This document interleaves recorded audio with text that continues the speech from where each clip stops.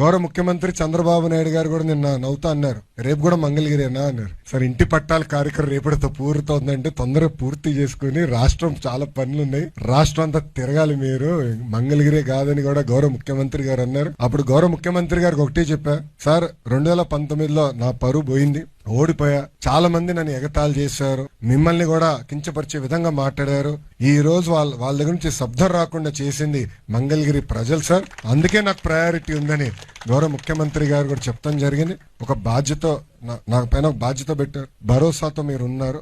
మీకు ఆనాడు నేను రచ్చబండ కార్యక్రమానికి వచ్చినప్పుడు ఇచ్చిన హామీలన్నీ నిలబెట్టుకుపోతున్నా. దాంట్లో భాగంగా ఈ హాస్పిటల్, మన లక్ష్మీ నరసింహస్వామి గుడి అభివృద్ధి కానివ్వండి, భూగర్భ డ్రైనేజ్, భూగర్భ నీరు, భూగర్భ గ్యాస్, భూగర్భ కరెంట్ కానివ్వండి, నిరుపేద కుటుంబాలు నివసిస్తున్న భూముల్ని ఎంక్రోచ్మెంట్ రెగ్యులరైజ్ చేసి వాళ్ళకి పట్టాలు ఇస్తాం కానివ్వండి, లేదంటే ఎవరికైతే ఇల్లు లేదో వాళ్ళకి ఇప్పుడు టిట్కో కార్యక్రమం ద్వారా ఇల్లు అందిస్తామేమి, ఇవన్నీ ఒక యుద్ధ ప్రాతిపదికంగా మేము చేస్తాం జరుగుతుంది. నా లక్ష్యం ఒకటే, అన్ని రంగాల్లో మంగళగిరి నంబర్ 1 ఉండాలి. దాంట్లో భాగంగా ప్రజలు కూడా, మీ పైన కూడా బాధ్యత ఉంది, ప్రభుత్వం చేపడుతున్న కార్యక్రమాలకి మీరు సహకరించాలి.